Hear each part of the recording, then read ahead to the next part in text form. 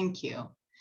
So it is June 23rd, 2021. It is 6:01, and my name is Mayor Julia Johnson, and I am calling the Sedro-Woolley Council meeting to order. If you will all please stand with me so we can say the Pledge of Allegiance. I pledge allegiance to the flag of the United States of America and to the republic for which it stands, one nation, under God, indivisible, with liberty and justice for all.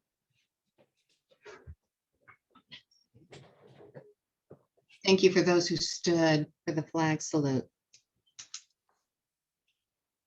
Okay, we'll begin with roll call, and I'm going to go in order of the wards, and I'll begin with Ward 1, Councilman Brendan McGoffin.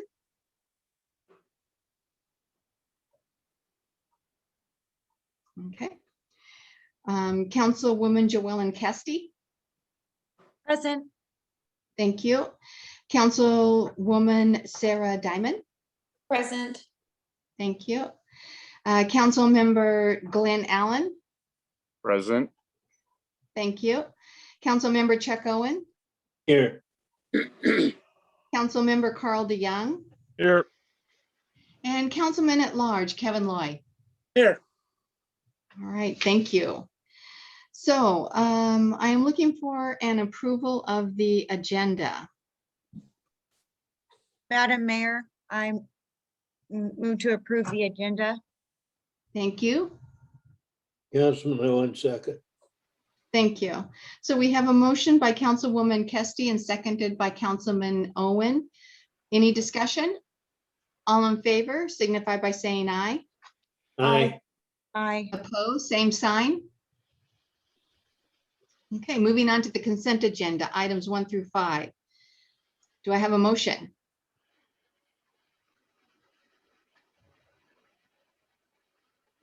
I'll make a motion to approve the consent agenda. Thank you. Councilman Owen, I second. Thank you. So we have a motion by Councilman Loy, seconded by Councilman Owen. Any discussion? All in favor signify by saying aye. Aye. Aye. Opposed, same sign. Okay, motion carries. So I am excited tonight. We have a special guest. We have Audria Wall from Family Promise, who is going to do a presentation for us.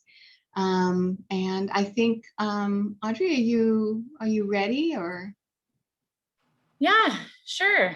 I do have a PowerPoint I could put up. How much time do I have? 10 to 15 minutes, if that works for you. Oh, that's way more than expected. Okay, then I can do the whole PowerPoint. Do I have access to share my screen or? So that will be Bill. Oh, I do see it. Hang on. Can you guys see that? Yes. It looks Okay, great. Okay. How do I make it go from here? Because I don't have full function.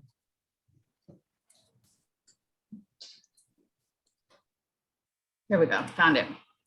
All right. So I'm Audria. I'm the Executive Director of Family Promises Skagit. I'm going to give you a little presentation on how we started, what we do here, and a little bit of our history and our national affiliation. For those of you who don't know, we are based in Sedro-Woolley, and our services focus on serving homeless families with children. And over this last year, we've expanded that to also diversion and prevention with case management. So we'll get a little bit more into what that's all about. I added some of these kind of fun facts on here because I always find it interesting when I hear from leaders in our community that they had no idea that homelessness for children was such a big issue.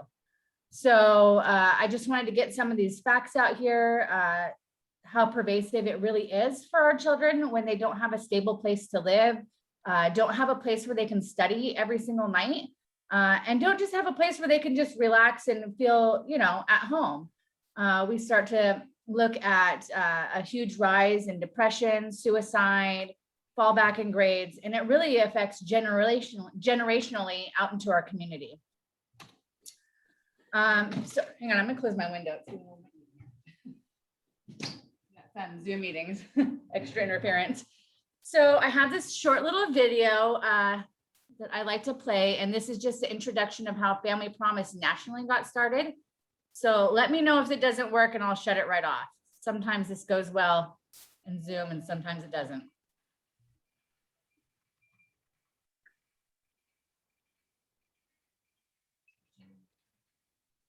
Not.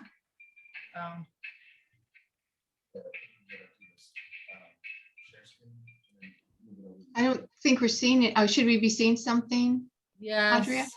Yes. Okay, let me see. Well, we can pass on that because that's just a little extra. Those are always hard to make work in Zoom. Anyway, so Karen Olson was a member of the New Jersey state, and she knew nothing about homelessness. And she came across a gal named Millie on the side of the street, and on her way to her corporate job, she decided to stop and take a minute to get to hear Millie's story, which led to an outreach in her community to see how homelessness was getting dealt with.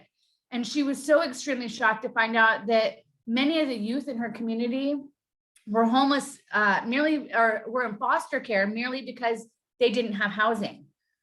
So she started to learn more and more about how these issues begin to stem out and cause breaks in families and so on and so forth. So our big ploy over COVID has been everyone could be the Karen Olson of their community.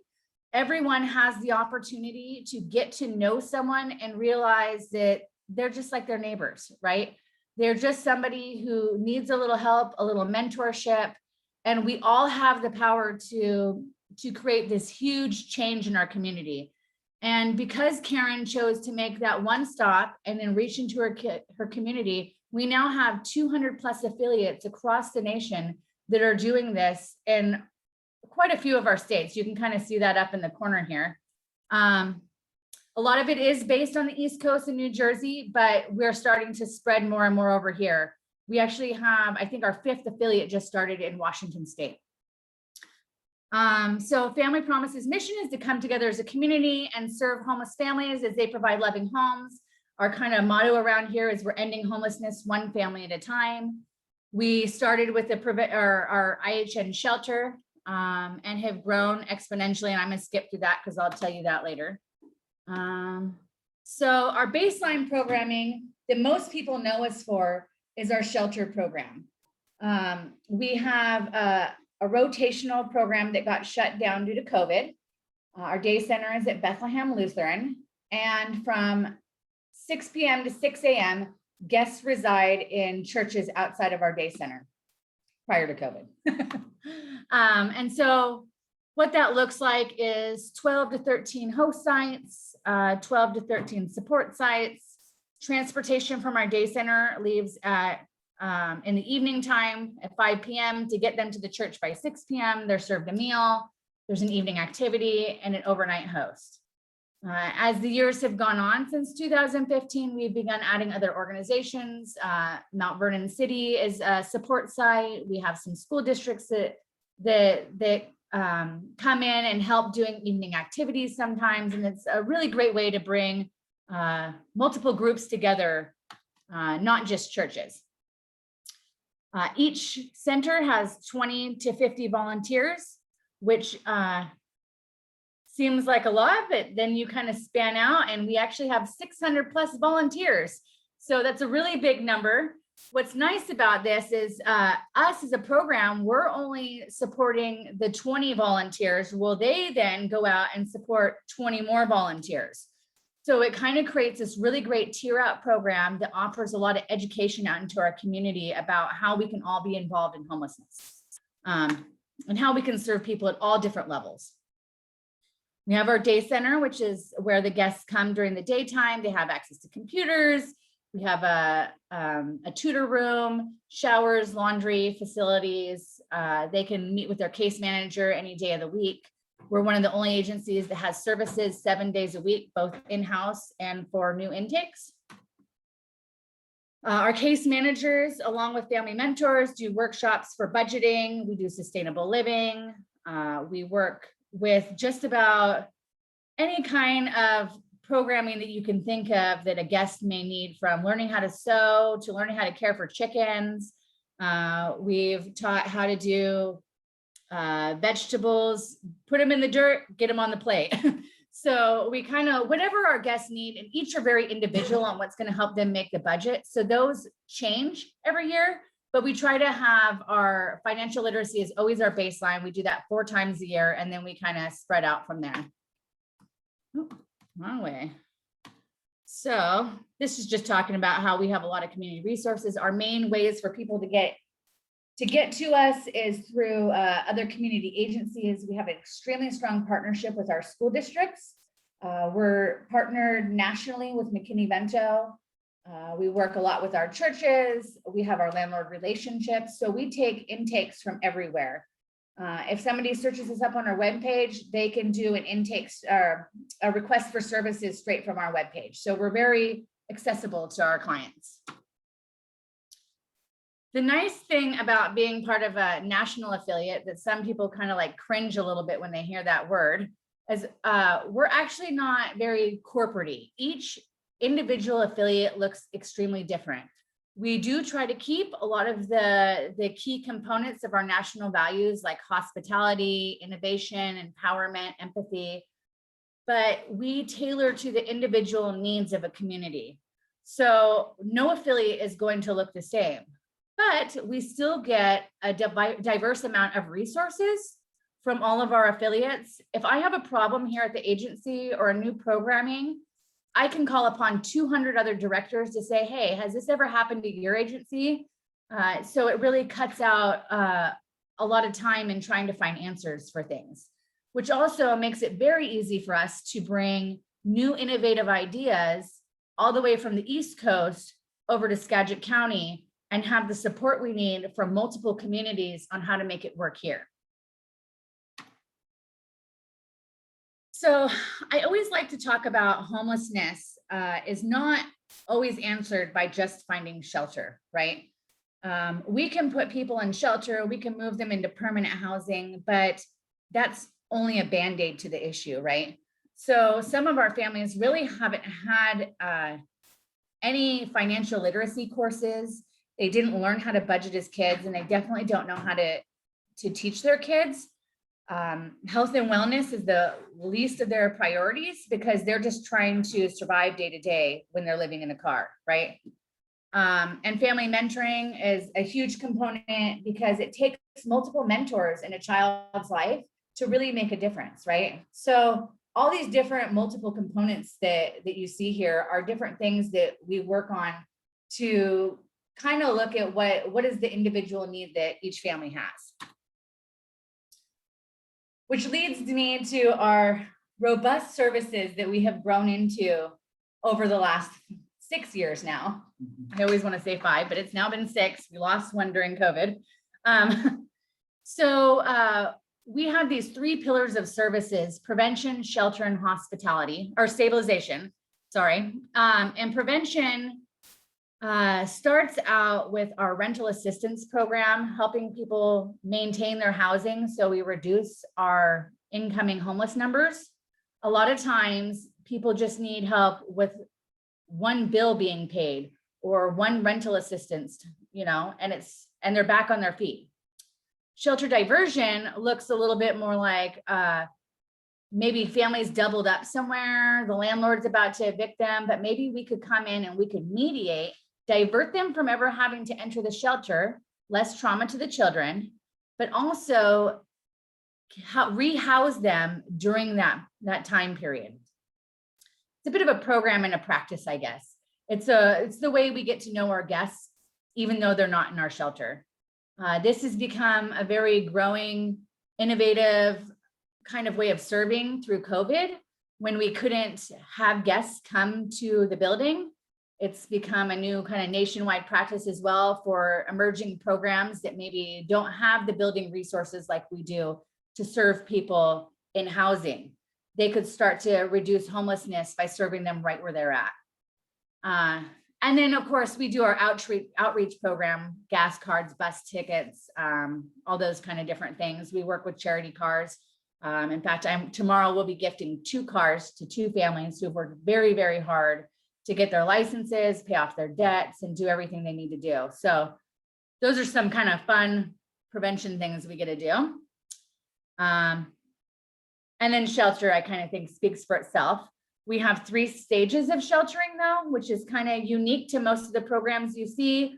We use the first stage is our shelter, obviously, and they are in crisis. They just need one-on-one, maybe 2-3 times a week to get their basic needs met, get them rolling into job searches, get them daycare, which is a huge thing in Skagit County right now, finding appropriate daycare. And kind of weeding through maybe some co-parenting issues. Do they need court documents, things like that. And once they've stabilized, we can start to look at moving them from our church rotation up into our 4 families to 1 household, where they start to pay a little bit of program fees. They're more stabilized. They probably only need maybe once or twice a month case management. And then we start adding in all these classes like financial literacy, and they have more time for that, and family mentors, people that walk alongside them. And then we have our 3rd stage housing, which is 1 family per household. These are families that are probably finishing up a degree, maybe working on a new trade or something that's gonna maybe like pay off the rest of their debt so that they can own their own home, something that's gonna get them to that permanent, long-term successful housing. And also flourish in our community a little bit better without the risk of returning back to homelessness. And stabilization can encompass a lot of things, so we're not going to get into that. It's kind of stabilization kind of rolls underneath everything.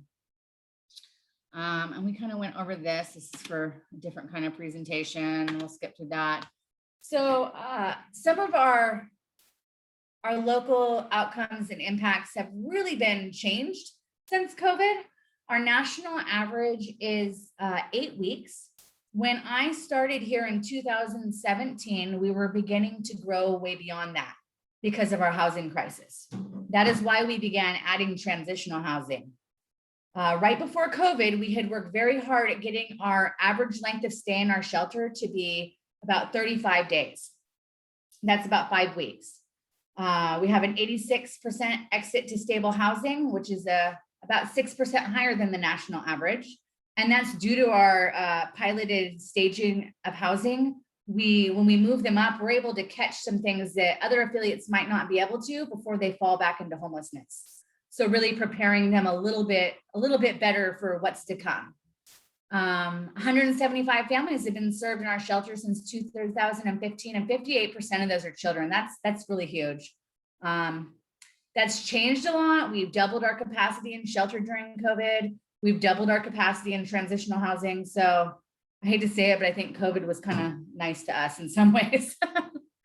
And this is the part that kind of makes us unique as well. Our average cost to serve a family with wraparound services, not just plug them into a house, is $8,000 to $10,000.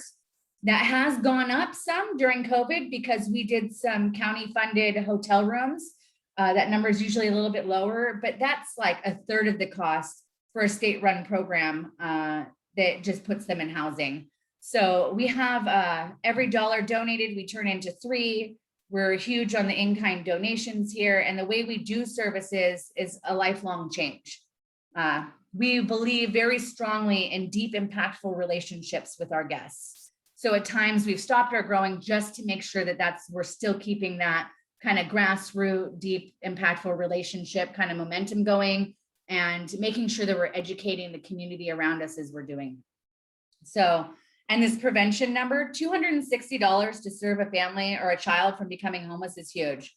That's a very small number to keep a child safe. So obviously we have some big goals. We made some big things happen during COVID, and we hope to keep that momentum going. We're working on a county grant right now that will allow us to add a diversion office out in Concrete. We're looking at turning in one of our transitional houses in Mount Vernon into a stage 2 housing. But we really want to also begin to focus on our presence here in Sedro-Woolley, maybe do more outreach in the park, kids programming, where families have the opportunity to be there with their kids. And maybe we have our case managers present and they can kind of nonchalant let us know that they need some services, or maybe we have a presence inside the school. So we're kind of working on what that will look like in the next year. And due to our extreme amount of growth, we are like stacked like sardines sometimes in our office space. So we are definitely in the time to start looking to expand into some new offices. My only problem is I won't open another office unless it also includes housing. So I'm a little picky in that way. So these are just kind of some of our big things that we like to share. We're all about empowering families. One of our national missions is to create independence in families. We're not here to keep this cycle going. If our guests aren't willing to work on goals and they're not ready to move forward, they're probably not meant for our programming. We're more of a hands up. We're family around here. We want to see our family members, get up on their feet. So we build communities and solutions. We like to partner with agencies, not create new programming unless it's needed. There's a lot of wonderful programming in Skagit County already. So it's a big one of our goals to continue partnering together and keep reaching out into our community. And then we offer home. That's like our value for the year that we've been talking about, is making sure that we're always offering a place that kids can call home. You know what it's like to go home to your house and feel like I'm home. Well, we want our kids here in this program to feel the same way. So I know that was a lot of information in a short amount of time. And I will definitely send you guys the slideshow too, so that way you have my contact information. But I'd love to open it up for questions, if that's okay, Julia. Absolutely. If anybody wants to ask any questions or whatever. I've got it for you. What percentage of financing is government provided and what is donated? Yeah, so actually up until COVID, we had not taken any government funding. The ratio is extremely low.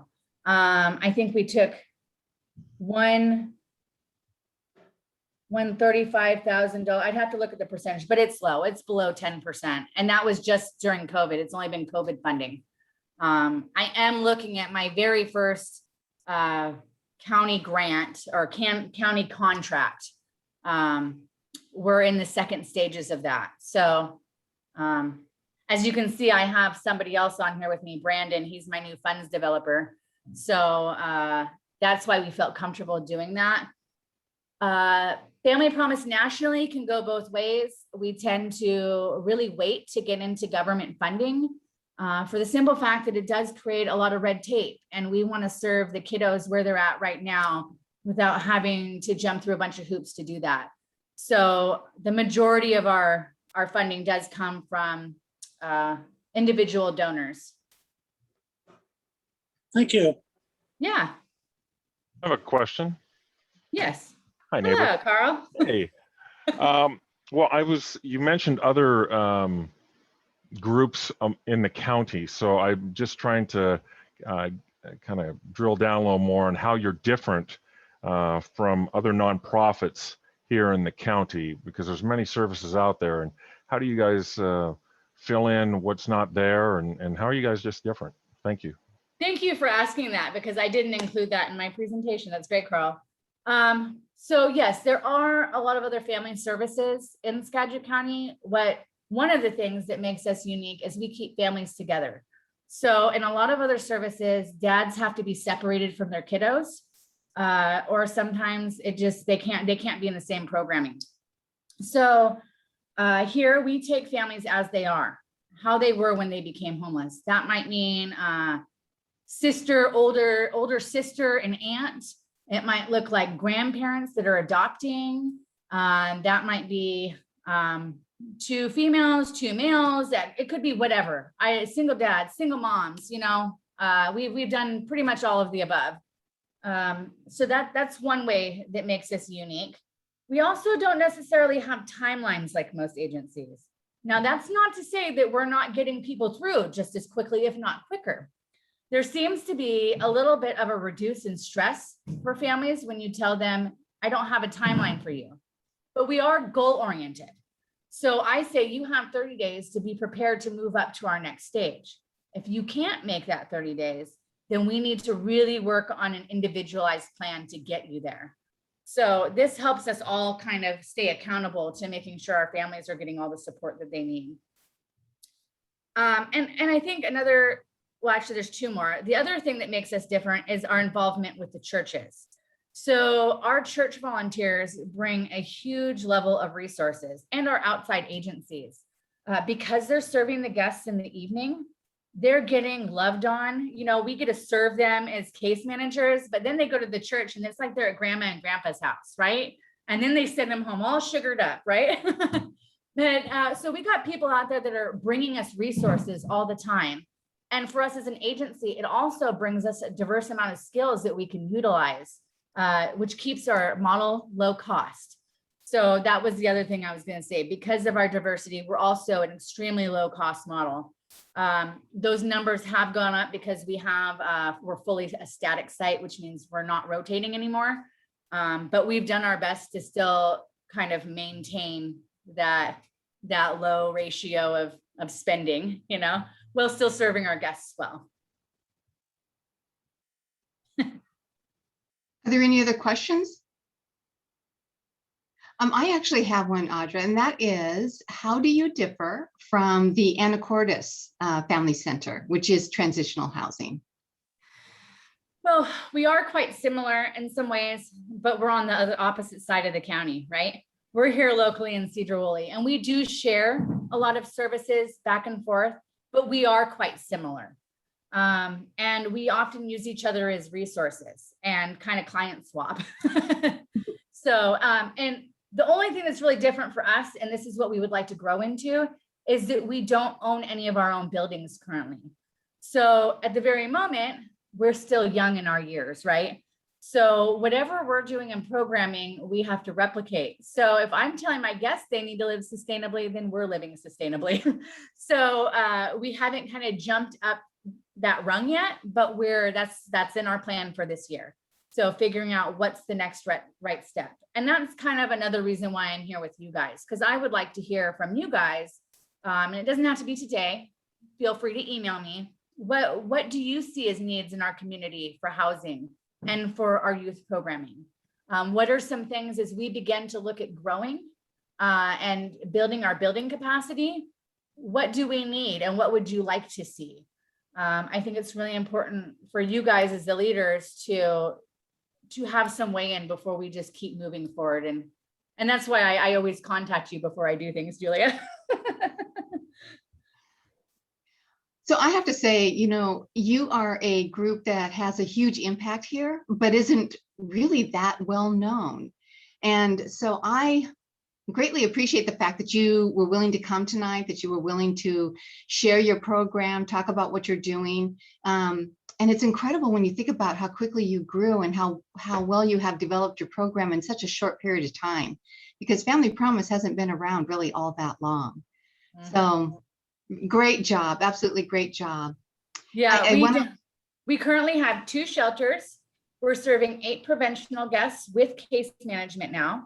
We have 5 transitional houses, and we are serving our first official, like formalized diversion cases right now. Wow. And that's all within the last year, is that correct? That you have grown? Let's see, in 2018, we had the prevention program serving 2 to 3 families and a rotating shelter with 4 families and 1 transitional house. I think we're serving like 27 families at a time now through our housing and another 8 to 16 through outreach programs. Yeah, it's phenomenal. It's really great. Very glad you're in the community. Very glad that you're here serving those who are in need. And yeah, I'm really curious as to how things are going to look when the eviction, the rent eviction, that's going to be a story in itself, I'm sure. So yeah, so think of us when that comes up, that we're gearing up for that. I mean, I just really don't know what's going to happen, but I'd love to Yeah. partner more with the city on how we handle that, especially local in our city, because we are the only housing agency in our city. And how are we serving our neighbors right now? And of course, I serve all the cities, but I would like to have a little bit more roots here because this is where our home is, right? Right. Okay, are there any other questions for Audra? Okay, hearing none. Again, thank you so much. Thank you for coming in and sharing your information. You have a great program. Love it. Thank you. Thank you, Brandon. So I just, for the record, want to state that Councilman Brendan McGoffin actually showed up just shortly after I called the meeting to order. So I'd like to acknowledge him and make sure that he gets on the record for being here. And I also want to state that the impact model, the impact presentation that was scheduled to happen tonight they, I think, got called away. I think they're investigating something else. So they were unable to be here, but we will have them back. So they have a great program, and I know that you will love it. Okay, moving on, we're going to move to staff reports, and I'm going to start this with our new fire chief, Frank Wagner. Good evening, Council and Mayor. I have a few things on my list here this evening. First of all, COVID numbers are continuing to go down, which is an amazing thing. And as the state looks to open up here next week, we've only had 7 new cases in an entire week. So kudos to everybody in the county and the state on that.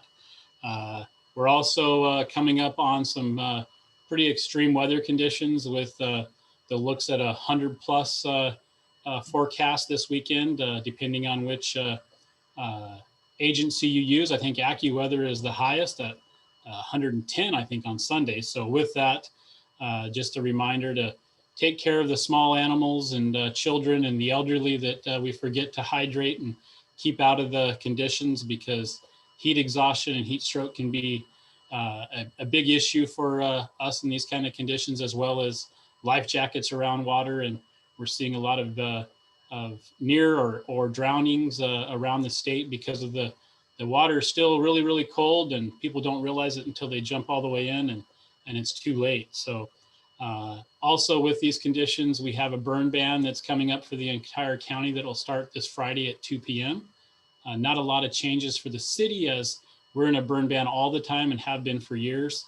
The county will start the same regulations that we have been observing within the city limits going forward from Friday at 2 p.m. until otherwise noted. And then finally, and or not finally, but Assistant Chief Jerry Gardner has been on board now for his first full week.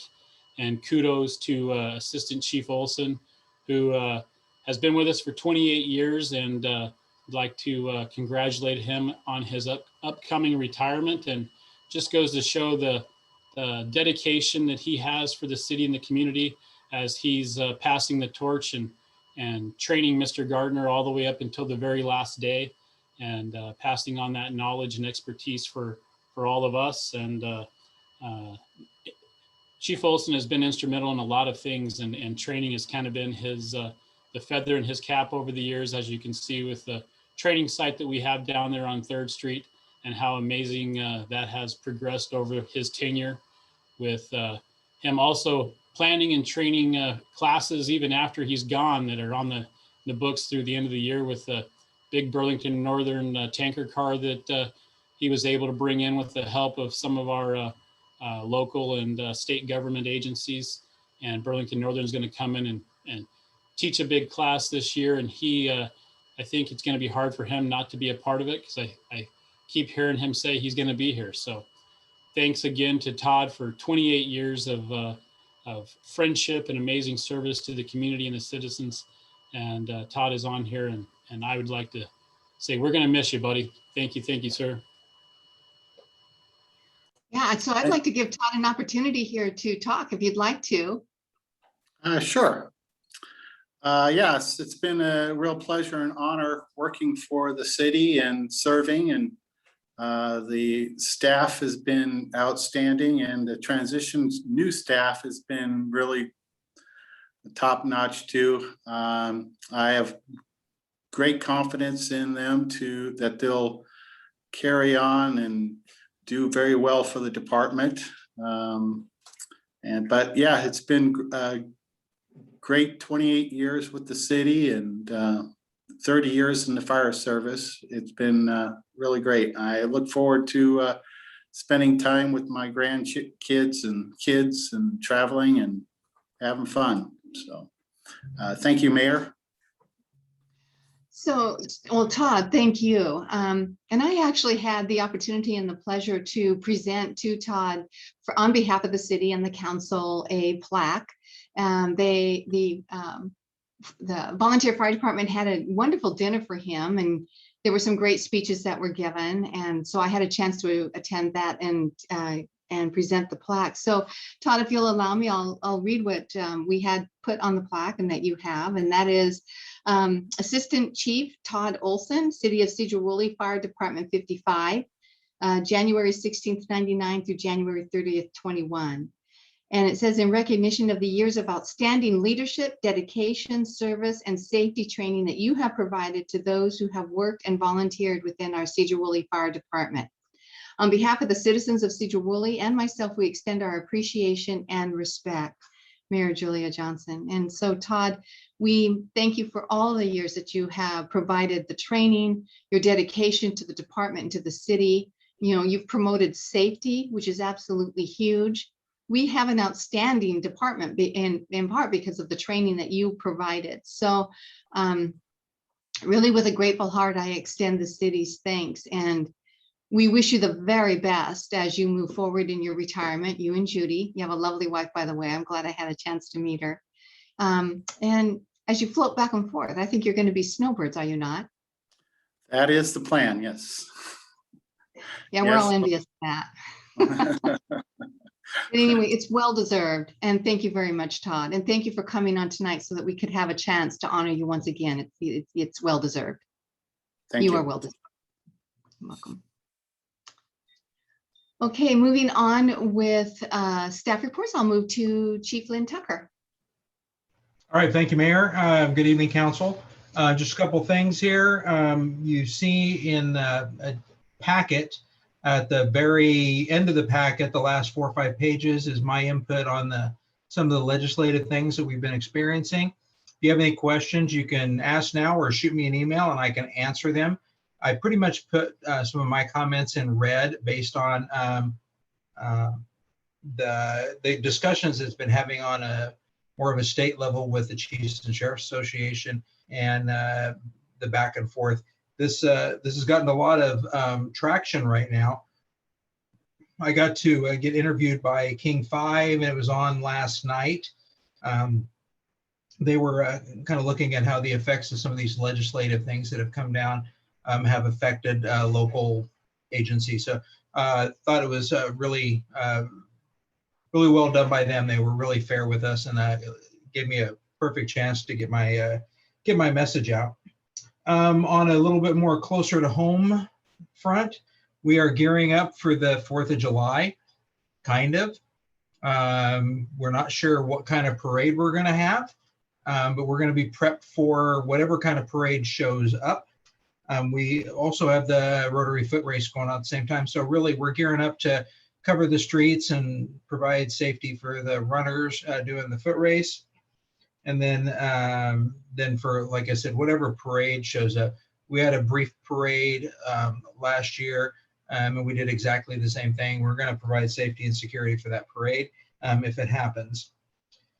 On Saturday, this Saturday, there's going to be a poker run that is going to show up at the Habitat for Humanity houses. Some motorcyclists are going to be showing up.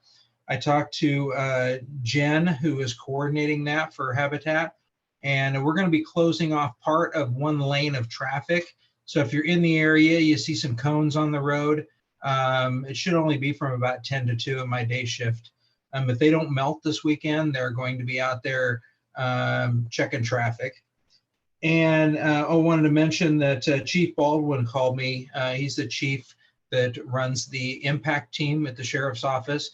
When the mayor mentioned that they couldn't make it tonight, he called and profusely apologized for not being able to make it tonight. They love getting their message out.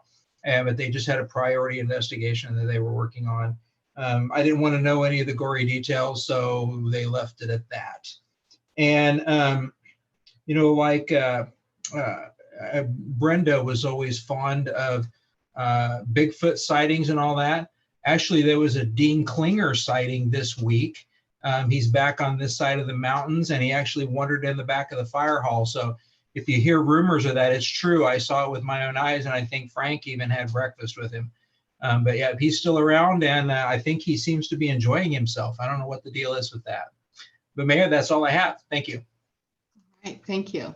And just so the council knows, I actually sent out to you via email information. It's an article that deals with the law and what Chief Tucker is actually talking about. And Chief, I don't know if you received the video. I sent the video of King 5, and I also forwarded it to Paul in case you guys want to put it on your Facebook.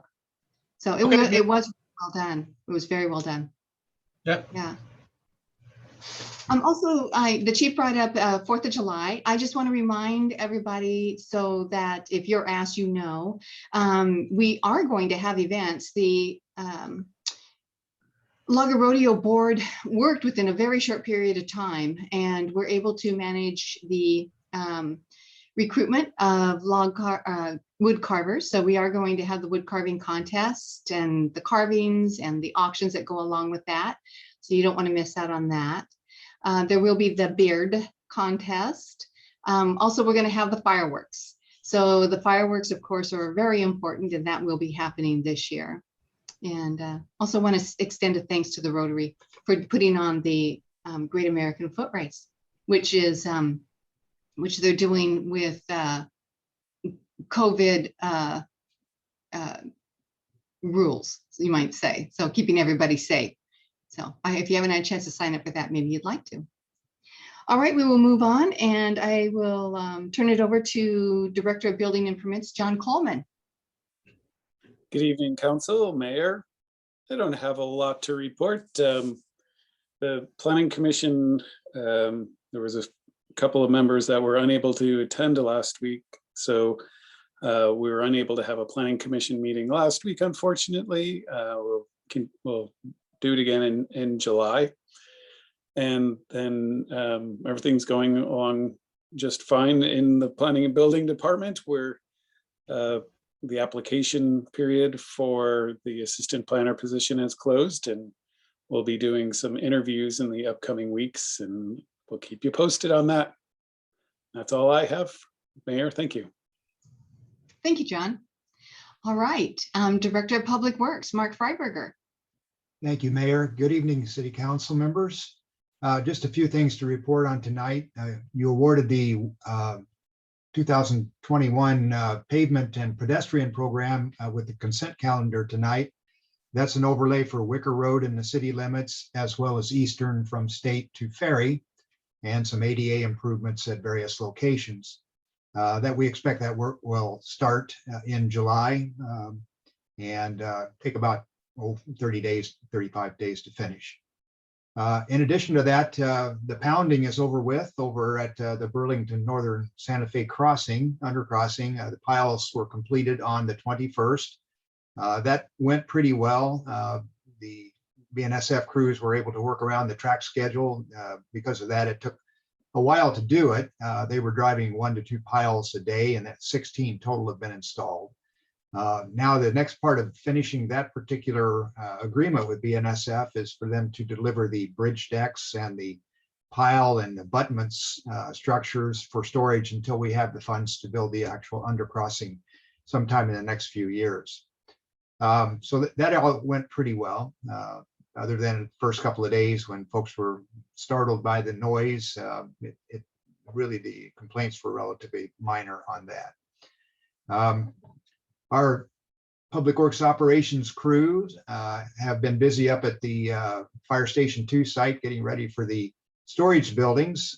They've completed the grading and a retaining wall there, and we close bids tomorrow on the building itself, and that should go in this summer as well.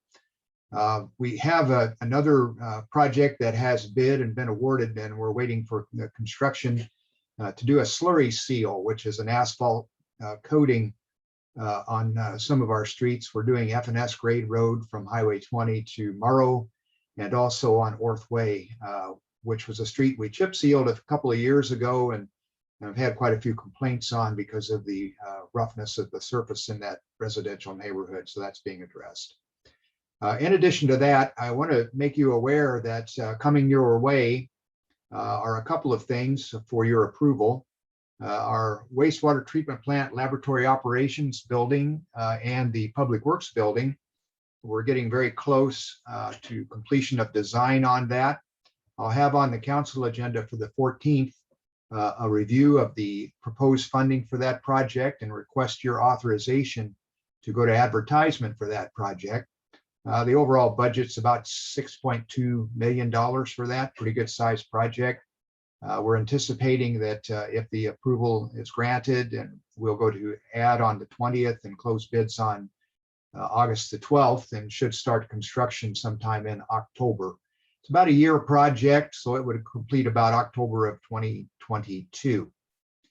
And in addition to that, we're in the final design review stage for our SR20, SR9 township intersection project. I'll be bringing that to you for your approval to advertise in September. In the meantime, we have to get DOT's approval and obligation of the federal funds, and we are starting that process on August the 1st. That takes about 6 weeks. So that's the reason for the advertisement and the council approval being off in September, but that is coming. And finally, our designers are working on the Olmsted Park project. That one is being designed this year to the final design stage, and we should be ready to advertise for bids on that during the winter and go to construction on that in 2022 for the infrastructure part of that. So David Lee is also working on the final or the design for the Cascade Trail extension from Holt Camp to Hodgen Road as well. We're hoping to get that design wrapped up this year and be ready to bid that in 2022. Now, in preparation for a number of projects down the road, I'll be submitting applications for TIB, the TIB program, which we've had great success with, for several projects, which you will see that coming your way sometime in late July for your approval to submit that. And finally, tonight on the agenda is the award request for the Skagit County Economic Development Funds. And I'll talk more about that when we get to that in the agenda. That's all I have, Mayor. Thank you. I always chuckle because it's a lot. Thank you for all you do, Mark. Okay, moving on to our Director of IT, Bill Chambers.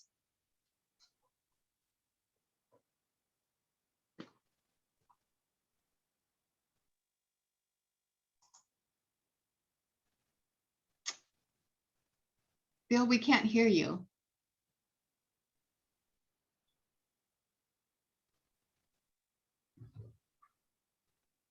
Well, I'll come back. I will come back to Bill. And moving on to our Finance Director, Debbie Burton. Or is she out tonight? Is she out tonight, Doug? He is out tonight. Do you want to provide a report, or are we just passing that by tonight? We'll go ahead and pass that by. I have a couple of finance comments on mine. I'll just cover them then. Sounds good. Okay. City Attorney, Nikki Thompson. Good evening, Mayor and Council. I've been working on some pretty significant agreements with third parties lately, and then also some pretty large ordinances. Beyond that, I don't think I have anything of interest to the group. All right. Thank you, Nikki. And I will go to our City Supervisor, Doug Merriman, and then I will come back to Bill. So. All right. Thank you, Mayor. Good evening, Council. I have several things, really quick ones to let you know about on what we've been up to this week.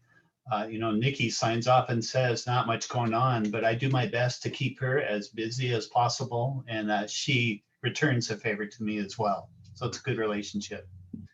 So some of the things we have, as Mark mentioned, we talked about the Public Works Operations Facility. I did put in a notice of intent and a credit application with the State Treasurer's Office this week. We have some timelines to meet with that to get the financing package pulled together. The local program is a program with the State Treasurer's Office where you can purchase municipal equipment, or you can do real estate and buildings as well. So the rate for that probably runs around 3.25%, somewhere in that range right now. So at least applying, the benefit to applying with them is the State Treasurer's Office will pool together loan requests from a number of cities. They go out and do a bond issue, and then all of us share in that one-time bond issue cost instead of all of us paying costs. So it's actually less expensive administratively to do that. So they'll be sending us their wish list of additional documents that we need to send them. And we're hoping to get that part wrapped up. We have to have a signed contract to them by September 30th. So Mark's contract or his schedule that he talked about, that's got even a couple of weeks of extra time if we need it, but we'll have that contract hopefully signed and in by that date. So on the people side of things, we've had in our last labor discussions, it's called our Ask Me Union. It's the Association of Federal, State, County, Municipal Employees. We did an extension for 1 year due to COVID, but we did have an opening in there for 3 different positions to have their salaries reviewed. And we have completed that and negotiated the MOUs with the union. And actually we're routing those for signature today. So we can put a check in the box, that part is complete. And we also will be beginning our labor negotiations for the same union starting on July 13th. So I've been speaking with Joe Downs, the representative from AFSCME, and we're starting to put together our work plan and everything for those negotiations. A little bit more on people. We do have Jill Scott in finance, who's been our finance manager. She has given me written notice that she'll be leaving employment with the city on July 30th. She has some other plans and things that she's doing, and she will definitely be missed. She has been a great part of our department and a help to me and the mayor and really everybody in the city. So we are a little sad to see that letter come in, but she has some good things ahead of her. John already mentioned Catherine in planning. She'll be leaving in July, and John has received applications. I believe we got 7 in. We'll be looking at those and interviewing those candidates. Other things such as land type things, the Reed Street property that we talked about a few months ago, that has been through ESCO. We have closed on the property and the city now owns that parcel of property. So we put a permanent file together with all the closing documents. We've got that set and it's now in our parks property inventory. So just to let you know, we have completed that one and a check in that box as well. One other thing, we've got a halfway check in the box, and that is our analysis of the solid waste fund. We've completed all the numeric analysis on that. We've got one more proofread to do, and we'll be able to send that to City Council so you can kind of see some of the things that the numbers, that story that it's telling us. It'll be pretty interesting. So I think that is what I had to present to you tonight. Everybody's been working hard, and I tell you, it's busy around here. And it's a great team. So that's all I have for tonight, Mayor. Thank you. Thank you.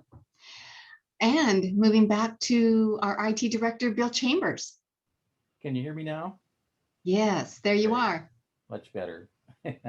Well, the biggest thing that we've been working on is replacing the failed firewall between us and county. We finally got a Cisco firewall installed there and worked out all the remaining bugs, fine-tuning with the county and with the State Patrol. Big thanks to Glenn and to the folks at County and State Patrol for working on that while I've been out of the office on medical leave and teleworking where I can. Also been doing some more prep for the cemetery management software implementation, and the quarterly technology advisory group met last week. Been setting up more technology for new hires and some workstation upgrades where we can get them done. The Ethernet cable infrastructure upgrade at public safety is underway. And we are planning on retiring the old ASP server finally. And now that CADlink is no longer on that. So yeah, progress. And that's it. All right, thank you, Bill. So we'll move on to council reports. And again, I'll go in order of the ward. So I'll begin with Councilman McGoffin. Hi, thank you, Madam Mayor. Sorry, I got disconnected at the beginning, but was able to join shortly after. I just wanted to give a special thanks to Todd Olson for his service. We really appreciate it, and I hope you enjoy your retirement. Thank you. Thank you. And Councilwoman Joellen Kesty. All right, okay, I have a few things. Since we were speaking about the 4th of July, the museum will be open and having a sidewalk sale, and CAPS Radio will be there, and there will be old cars and past Logger Rodeo memorabilia. So that'll be something fun going on. And then I wanted to give a huge shout out to the Eagle Scouts. The train, caboose, and deck look amazing. And we will also have scouts helping out at the museum.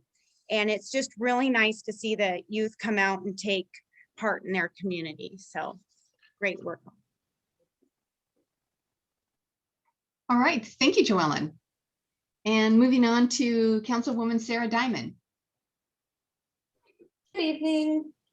First, I just want to thank Chief Todd Olson. You've done an amazing job there, and I just feel blessed to have personally met you and seen the work that you've done there with all of your firefighters. And I think your retirement is well deserved. And I look forward to seeing Jerry Gardner filling the spots there and the great work that he's going to do there as well. So I think that's all fantastic transition, and it's very exciting for everybody involved. I also want to thank Family Promise for the presentation tonight. I think that was fantastic. I also want to really commend you in the way that you utilize the volunteers that you do, and the way that you have been able to function over the years based on private funding and not having to have hands tied with government funding and that sorts of things, because I really do see where that comes into play. My family's personally been involved in providing meals and that sorts of stuff in the community here. And so I've met some people that have been blessed with your program. And so I really do think that you've got a good program there. But I wanted to commend you on that, because I think that's great. I did in some walks to the library recently have been stopped by several residents here, and doing my due diligence, passing along their words of wisdom or concern in that. And so one of them is there is quite a bit of concern with putting in the additional residential units there at the Pioneer Market. That seems to not be a very pleasant conversation, so to speak, that has been had. People are very worried about what that could look like. The amount of high density housing that is going on with the lack of ability to fix some of the streets that have been here for years and years, and the additional traffic and congestion that's going to cause, not just with that specific unit, but other developments that have been going up so quickly. So again, I'm passing along some of this information that has been expressed to me as I simply just walk my children to the library. And just in doing my due diligence, expressed to them that I would, voice those concerns and let everybody know. And I'm advised that there may be people coming to the council meetings, which I encourage that they do come in and voice their opinion, as they are residents here and they deserve their voices to be heard. So when we do open up, I would expect that there will probably be a handful of people that might come in to express those concerns. And I did encourage them to come in and voice their concerns as residents of our city. And that's all I have. Okay, thank you, Sarah. Next we have Councilman Glenn Allen. Thank you, Madam Mayor. I'll make it a lot quicker. Once I'm just going to go over kudos to every department in the city. This town is looking so good, running so well, but I am really concerned, when are we going to open up as a functioning council in person? And gotta be some sort of date. I'm sorry, I have a date with you, Mayor Julia, in person. When are we gonna meet? So Glenn, you're breaking up, but I think I hear your question. Your question is, and your concern is, you're wondering when we're going to come back together as a council.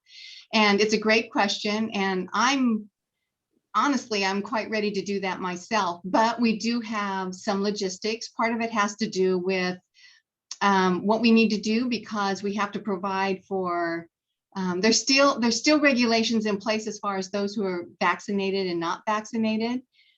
It's just my opinion, but I am really hoping that as we move through July, and maybe even through, I don't know, August, I'd love to be back before though August comes. As we move through July, I'm hoping that some of those restrictions are going to be rescinded so that we can come back together and not have to invest in partitions and have to spread ourselves out across the council. But we are going to come back together, and I am also considering the possibility of hybrid situation. So, Glenn, if you want to give me a call on that, I'm glad to have a discussion with you on that. Madam Mayor, this is just, we were elected by the people, and I think we deserve a little bit more of the state. Okay. Again, we've lost you. You probably have to, I mean. Huh? Glenn, we've lost you again. You keep I think now. Bear in mind, we're not open yet. We open June 30th. But yeah, and City Hall is going to be open. We're going to open right after June 30th. So in fact, right after the holiday, right after the 4th. Oh, okay. So again, if you want to call and have a discussion with me, I'll be happy to do that. Okay. Thank you. Thank you, Glenn. You bet. Councilman Chuck Owen. Thank you, Mayor. I only have one concern is the frontage of Rite Aid along Waldron Street. I don't know if you've driven down that street or not, but their grass is and weeds is about 2 feet high.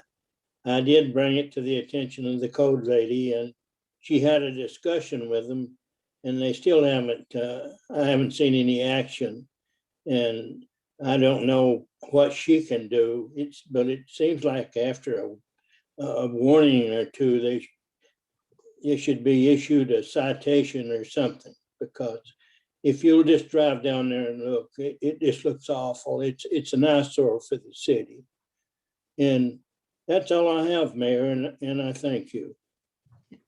Yeah, Chuck, thank you for bringing that up. I did, when you made mention of it to me, I did take a drive down there. I know exactly what you're talking about. And our code enforcer, Laura Carr, I'm sure the chief will bring it to her attention so that she's aware that it was brought up at council. Thank you, Lynn. And hopefully we'll get some results. So yeah, thank you.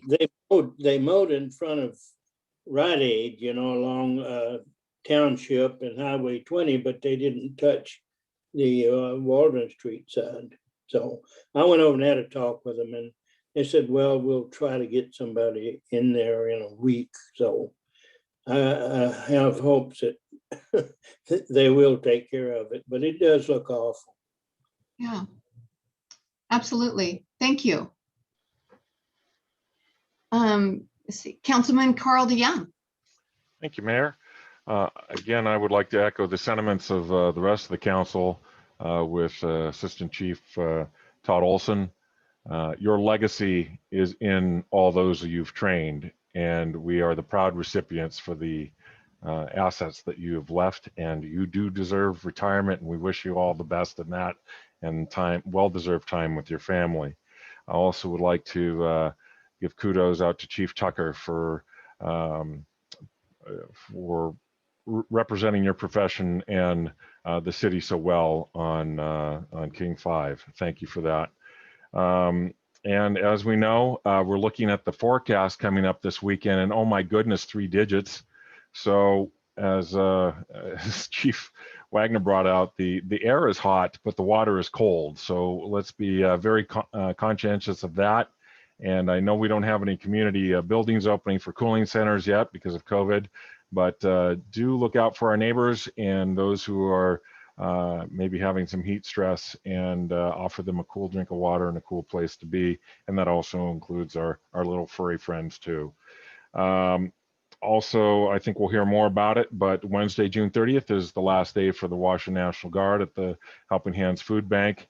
And I know that we're trying to finalize the route and the timing of that on the 30th, next Wednesday, with a National Guard vehicle caravan. And good to hear that things are going to be moving forward on Wicker Road, especially with the pedestrian access and some of the work on the curbing. So looking forward to that. And then, of course, what we can do for folks who really want to try that out, speeding along after it's nice and smooth. So that's it for Ward 6. Thank you very much. All right, thank you. And at-large council member, Kevin Loy. I got a few things, but I'm going to kind of keep it simple here. The one thing I'm working on is at our retreat when we talked about things for the future. Well, one of them that I brought up was, you know, the youth and the skate park and their annual competition and stuff like that. And I've been working with some people trying to put together like an operations manual, and we've come up with some pretty interesting ideas. And if they come to pass, everybody will be grinning from ear to ear. But hopefully we'll have it ready by this fall, which will be a year before it would happen. So that would be a pretty good deal. We'd have a year to go through it and take a look at it. But what we talked about at the retreat, we're actually going to make happen this time. Excellent. Thank you, Kevin. And then I really only have a couple of things. As I mentioned, as a city, we're going to open on July 6th.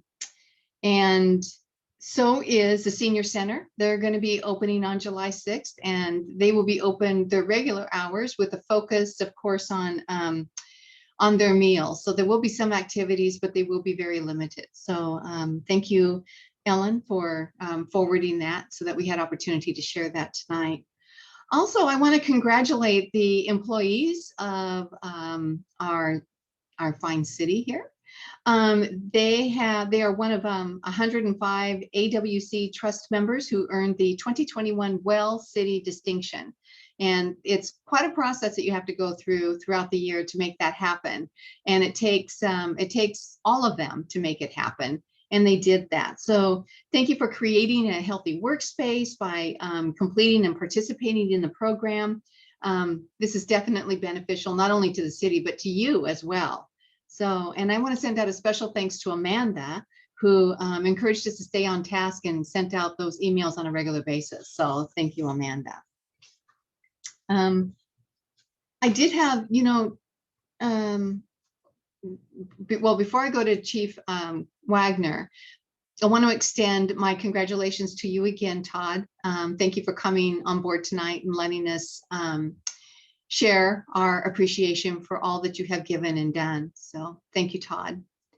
And Chief Wagner, I can't remember, did you talk about a burn ban? Is Sedro-Woolley going to be instituting a burn ban? Sedro-Woolley is always in the exact burn ban that the county is going to Friday. back, I think is almost 20 years ago, the Northwest Air Pollution, the city came into an agreement that we only allow recreational burns in the city which is seasoned firewood. So you can have your marshmallows and your hot dogs outside as long as they're in a masonry structure or a heavy gauge steel away from a building. And it doesn't become a nuisance to the neighbors as far as the heavy smoke and stuff. But the county is going to a full burn ban Friday at 2 p.m. So you won't be able to burn your leaves and your landscaping or any of that as well. We can't really do that anyway. So it won't be any changes to the city, but all of our folks outside of the urban growth area will now be complying to what we're already doing because of the weather conditions. Thank you. Thank you for sharing that. And that is all I have. So at this point, we're going to move into public comments. It is 7:11. I'm going to open up public comment. Please state your name and your address, and we ask that you keep it to 3 minutes. So I see we do have one. Mr. Hart, is that you? That's correct. Yep. So I'll go ahead. Yeah, Cody Hart, Prospect Street, Sedro-Woolley, Washington. I did provide a letter that I'll be reading to the council and the mayor tonight in advance of this presentation. Very brief with some additional materials.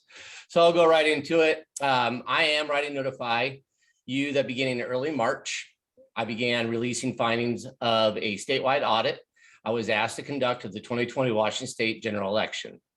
It included significant evidence of irregularities and suspected crimes occurring in the November 2020 Skagit County general election, including positions in your city government.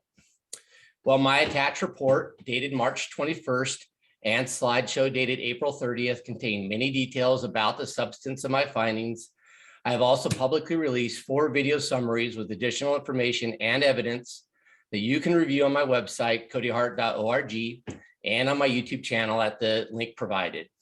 Among the evidence I have disclosed, you will find I have exposed concerns that hundreds of ballots were created in Skagit County weeks after the close of the election by election officials, evidence of the deletion of months of video surveillance of the election officials handling ballots, evidence of statistically impossible ballot results by county election officials, and evidence that over 1,000 ballots were inexplicably picked up from an anacortes drop box, even though those same voters, many from Sedro-Woolley, have confirmed they dropped their ballot off in a different city's drop box, again, many in Sedro-Woolley, and not in anacortes.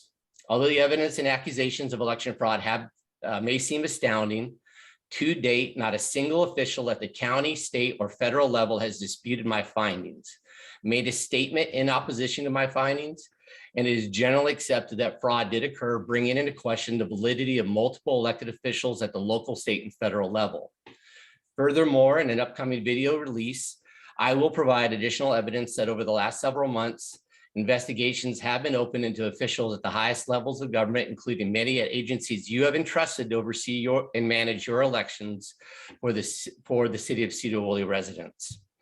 While I'm writing you to inform you of what has been found, I'm also writing to request your assistance, restoring the integrity of our election system by taking meaningful actions to address my findings, as well as by requesting official action by you as an elected official to correct what has been found and restore the public's faith in our democracy.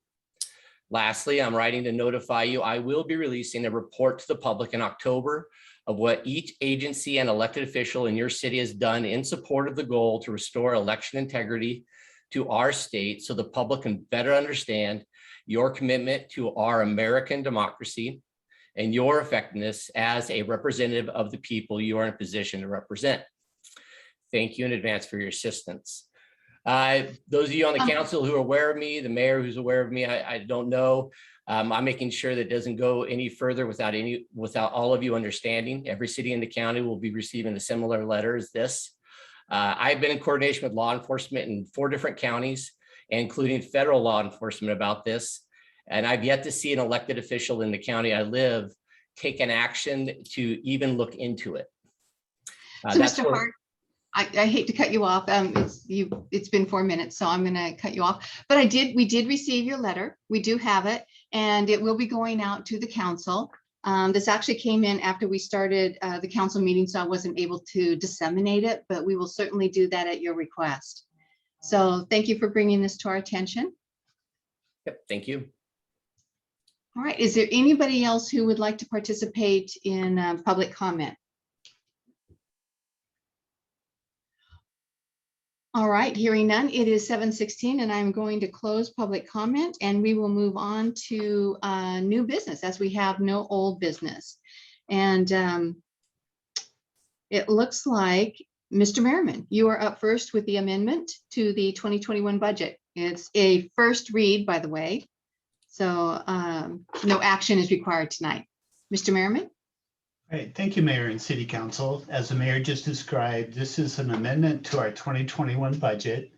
We have looks like about 13 different items. None of them are really large or anything unusual. We have two different things we accomplish with this type of ordinance. We have budget amendments and we have budget adjustments. Amendments is when we move money either from one fund to another, or if we have to increase the bottom line budget in any one particular fund. That's called an amendment.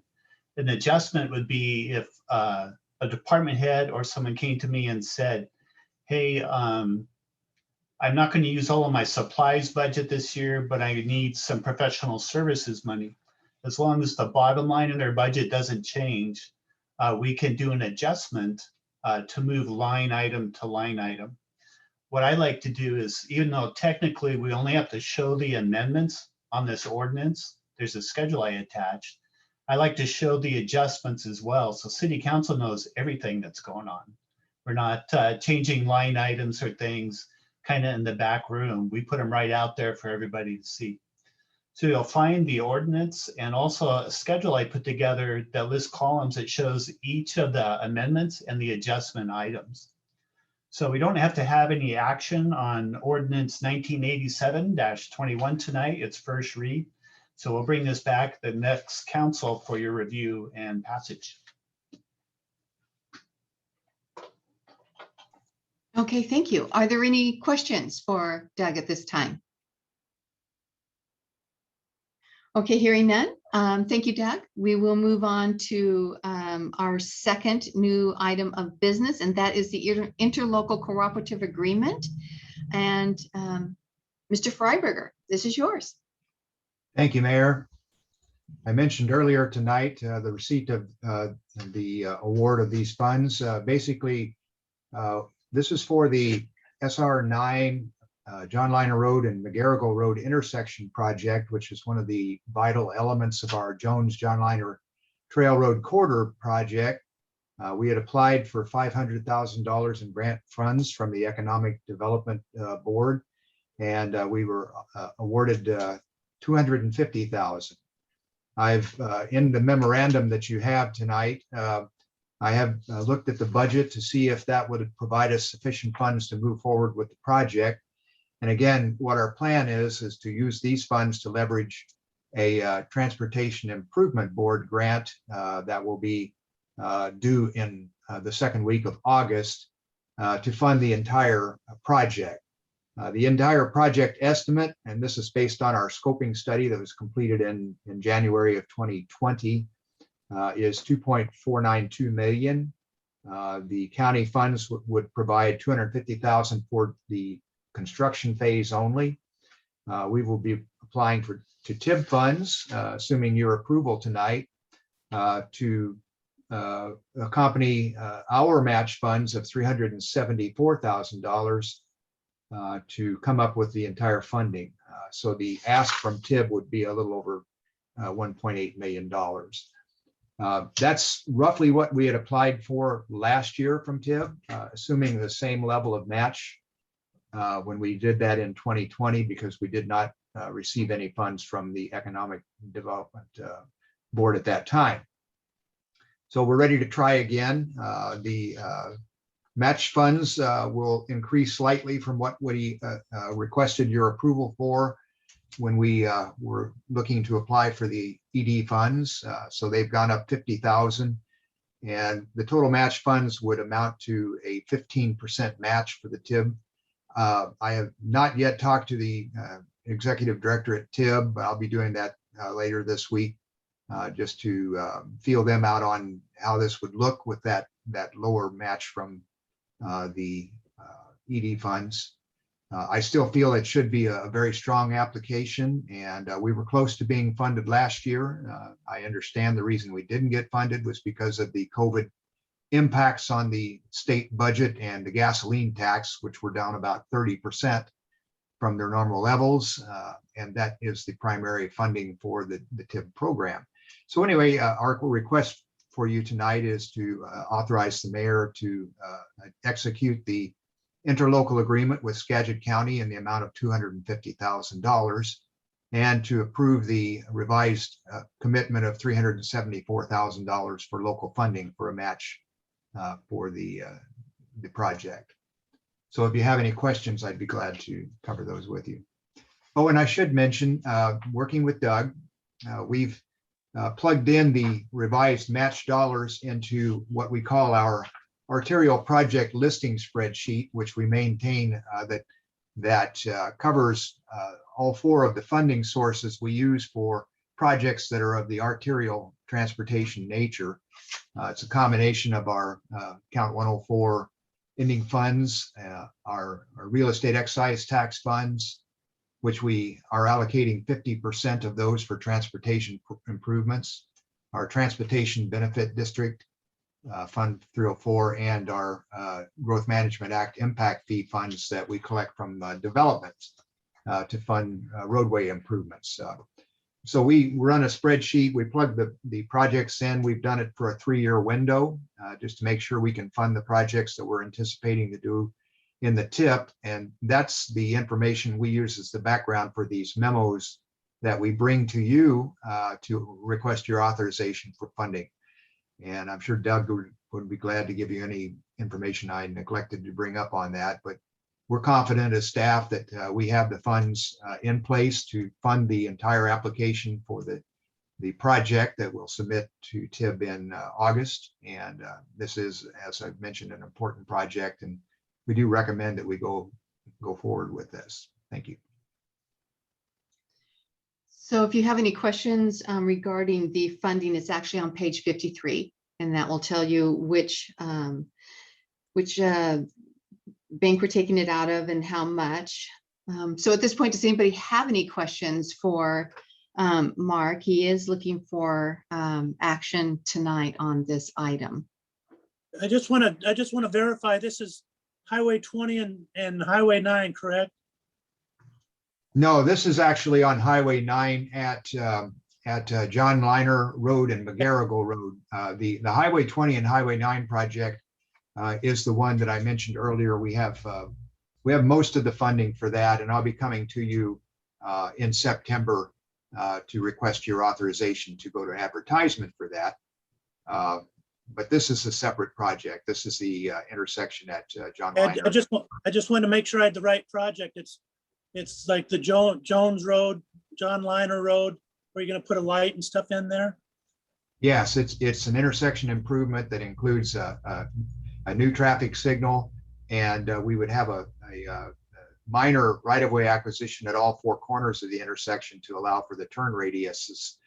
And the roadway would include dedicated left-hand turn lanes, similar to what we have on one of the intersections or one of the legs at the SR20 and SR9 intersection, and which we will be adding with the project we're designing on that. So they'll be very similar intersections once it's all finished, and they will be linked together electronically so that they operate in tandem, which you want to do when signals are at that proximity. Well, thank you. I'm sure I got the right project now. Yes, sir. Any other questions? Any comments? Okay. Hearing none, Mr. Freiberger is looking for some action tonight. So do I hear a motion?